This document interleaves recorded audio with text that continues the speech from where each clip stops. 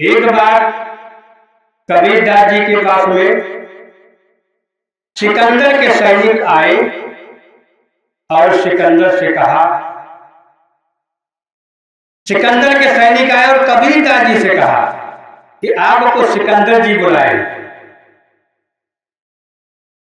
कबीरदास जी समझ गए, क्योंकि संत जो होते हैं वो हर घट के अंदर की जान, वो सब जानते हैं कि कुछ क्षण के बाद क्या होने वाला है।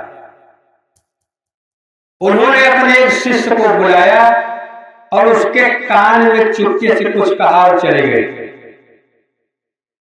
कबीरदास जी जब सिकंदर के दरबार में पहुंचे तो सिकंदर उनको एक ग्राउंड में लेकर के चला गया और कबीरदास जी से कहने लगा सिकंदर कि कबीरदास जी, संत जीवन में कुछ भी नहीं है, जीवन का आनंद नहीं मिलने वाला है। मेरे जीवन को देखिए, मुझे भी मनुष्य का शरीर मिला है, पूरा विश्व मुझसे डरता है। जिसको जब चाहो मैं फांसी में लटका दूं, जिसकी जब चाहो मैं हत्या कर दूं।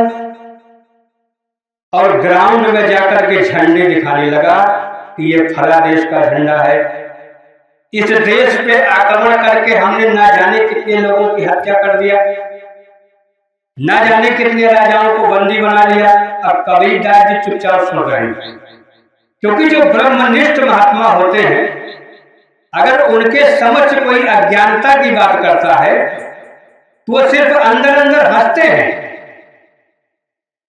कबीरदास जी सिर्फ अंदर अंदर हंस रहे थे, लेकिन कुछ बोल नहीं रहे थे।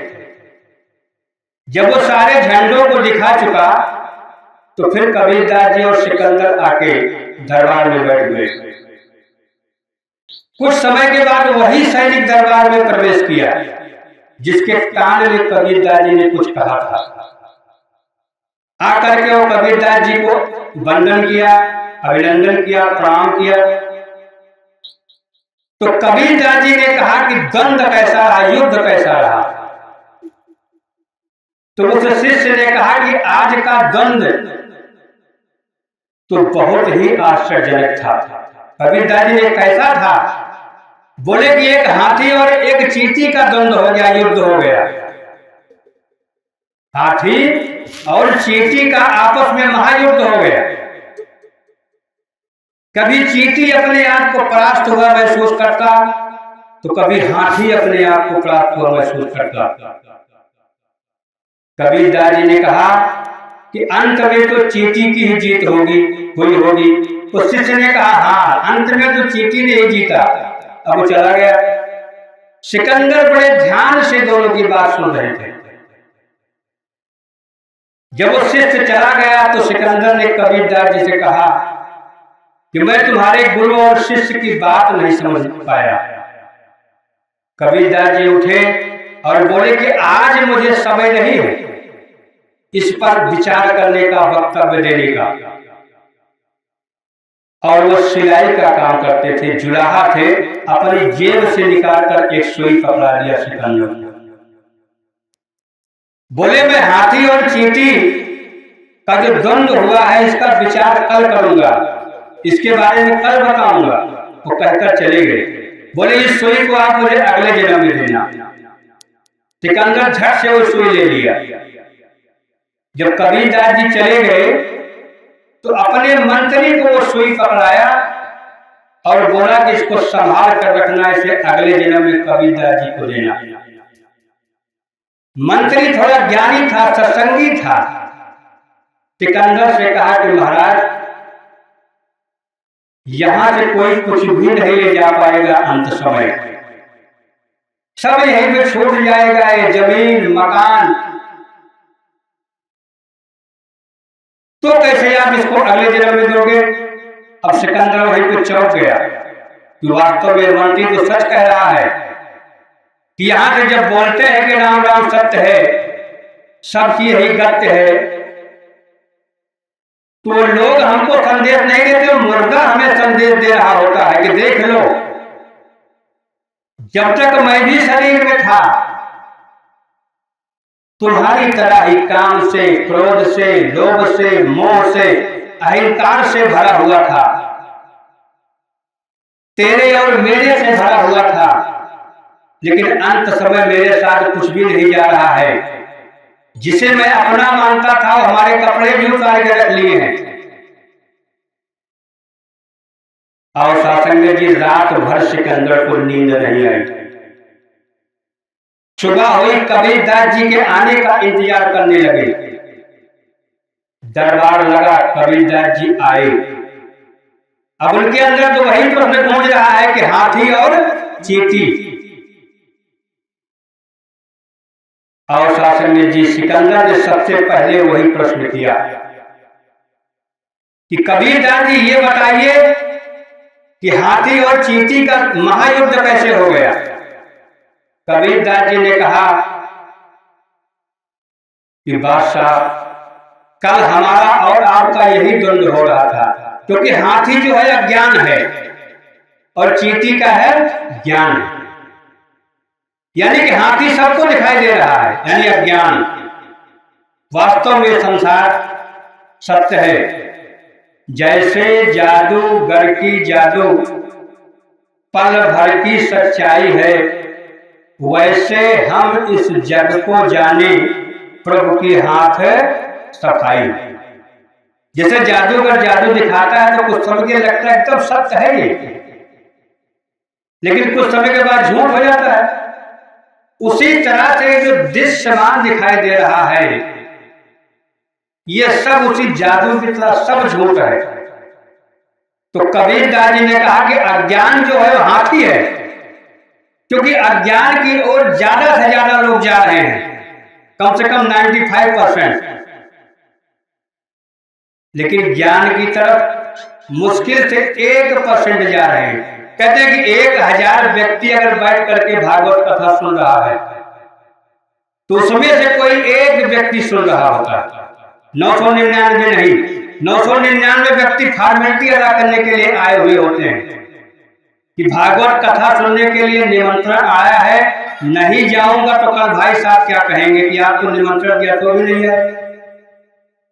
तो एक व्यक्ति सुनने के लिए आया था, वही सुना। लेकिन फिर कहते हैं कि सुनने वाला व्यक्ति 1000 बैठा हो,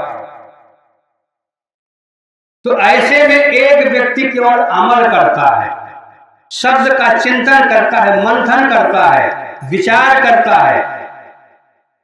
ऐसे 1000 व्यक्ति बैठे हों, चिंतन करने वाले, मंथन करने वाले, विचार करने वाले, तो उसमें से केवल एक व्यक्ति परमात्मा की तरफ चलता है। तो कबीरदास जी ने कहा कि अज्ञानता में तो 99% लोग भरे हुए हैं। मैं ऊंची जाति का हूं, मैं बहुत बड़ा आदमी हूं, मेरे पास करोड़ों की दौलत है, यह अज्ञान है। कबीरदास जी ने कहा कि हाथी तो सबको दिखाई देता है, लेकिन चींटी कौन देख रहा है? कोई देख रहा है? भाई सैकड़ों चींटी नीचे जा रही है, लोगों को नहीं दिखाई दे रहा है, लेकिन अगर एक हाथी दिखाई दिया तो लोग कहते हैं हाथी।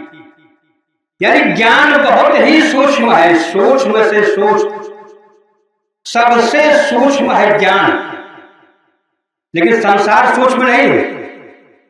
तो कबीरदास जी ने वही बात सिकंदर से कहा कि कल मुझे आप जो झंडे दिखा रहे थे, अनेक देशों को जीतने की बात कर रहे थे, जब आप एक सुई यहां से लेकर के नहीं जा सकते हो, तो फिर आपने इतनी हत्याएं क्यों किया? क्यों इतने लोगों को बंदी बनाया? क्यों कितने बहनों की मांग शून्य कर दिया? क्यों कितने बेटों से कितनों के पिता को दूर कर दिया? जब एक सुई भी लेकर के नहीं जाओगे तो इतना राज्य कैसे लेकर के जा सकते हो?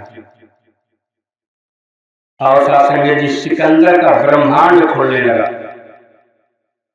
उसे ज्ञान होने लगा, पश्चाताप होने लगा, और लिखा भी और उसने कहा भी अपने सैनिकों से कि जब मेरी मृत्यु होगी, जब मैं शरीर को छोड़ूंगा, तो मेरे दोनों हाथ बाहर निकाल देना, ताकि संसार वालों को पता चले कि हौसले बुलंद थे, सिकंदर भी औलिया आली था, लेकिन जब इस संसार से गया तो उसका भी हाथ खाली। सिकंदर जैसे आदमी का ब्रह्मांड खुल गया, लेकिन आज हमारा ब्रह्मांड नहीं खुल रहा। आवाजें लगाई जा रही है कि आओ प्रभु का दर्शन कर लो, कह दो सब इंसानों को, घोड़ा गधा कुकुर बिलार को आवाज नहीं लगाई जा रही है। ब्राह्मण क्षत्रिय वैश्य और शूद्र को आवाज नहीं लगाई जा रही है। किसे लगाई जा रही है? इंसान को, कि कह दो सब इंसानों को कि आओ परमात्मा को देख लो। जाना जा सकता है, जाना गया है, संतों ने जाना और जान करके लिखा कि अखंड मंडलाकारम व्याप्तम ऐन चराचरम तद पदम दर्शितम ऐन तस्मै श्री गुरुवे नमः। जिसने लिखा वो लास्ट में गुरु लिखा। जब तक गुरु की कृपा मेरे ऊपर नहीं हुई तब तक ये अखंड परमात्मा, अनंत परमात्मा, सर्वव्यापी परमात्मा हमको नजर नहीं आया, क्योंकि सतगुरु मिले अनंत फल, तीर्थ नहाए एक फल और संत मिले फल चार और सतगुरु मिले अनंत फल, कहे कबीर विचार। अनंत का मतलब जिसका कोई अंत ना हो, ऐसा परमात्मा कबीरदास जी लिख रहे हैं कि जिस परमात्मा का कोई अंत ना हो। हरि व्यापक सर्वत्र समाना और प्रेम से प्रकट हो तो मैं जाना। खूब पढ़ते थे, बात समझ में नहीं आई। कब आई? जब सच्चा सद्गुरु मिला। सच्चा सद्गुरु झूठा नहीं, जो इसकी पहचान करा दे, झट से आगे भी प्रणाम, पीछे भी प्रणाम, दाएं भी प्रणाम, बाएं भी प्रणाम, ऊपर भी प्रणाम और नीचे भी प्रणाम। बात समझ में कब आई? जब सद्गुरु मिल गया। सद्गुरु के मिलने के बाद लगा कि सब तो मेरा ही स्वरूप है, जानत तुम ही हुई। और सत्संग जी आज कहते तो है कि बड़ी भाग मानुष तन पावा, लेकिन कोई कोई अपने आप को भाग्यशाली कहाँ समझ लेते हैं कि एक अच्छा मैंने मकान बना लिया, मैं तो बहुत भाग्यशाली हूं। मुबारक हो, मकान तो हमारे पिताजी भी बनाए थे, आज उसको गिरा के हमने दूसरा मकान बना लिया। वहां पे बनाया कि नहीं बनाया? हमारे पिताजी भी अपने आप को भाग्यशाली मानते थे कि मुझे मनुष्य का जन्म मिला तो मैंने एक अच्छा मकान बनाया। अब मुझे जब मैं आया तो मैं उसे गिरा दिया। मैं मकान बना के भाग्यशाली समझ रहा हूं और बेटा मेरा पीछे तैयार इंतजार कर रहा है कि तुम्हारे बनाए हुए मकान को मैं भी गिरा के अच्छा मकान बनाऊंगा। तो मकान बनाने के लिए हम भाग्यशाली नहीं है, बड़ी भाग मानुष तन पावा। 4 गाड़ियां खरीद ली, भाग्यशाली हूं। और सत्संग जी, ऐसे बहुत लोग इस संसार में आए जो ना जाने कितने हवाई जहाज खरीद ली, लेकिन सब छोड़ के चले गए। अपने आप को भाग्यशाली तब मानो जब मीरा की तरह जाग जाओगे। पायो तू पायो मैं तो नाम रतन धन पायो। सहजो बाई की तरह जागृत हो जाओ कि गुरु के सब में हरि न निहारूं, क्योंकि हरि ने जन्म और मृत्यु बनाई और गुरु ने इससे हाथ चुड़ाई कि मैं ना मरूं मरे संसारा, हमका मिला जियावन हारा।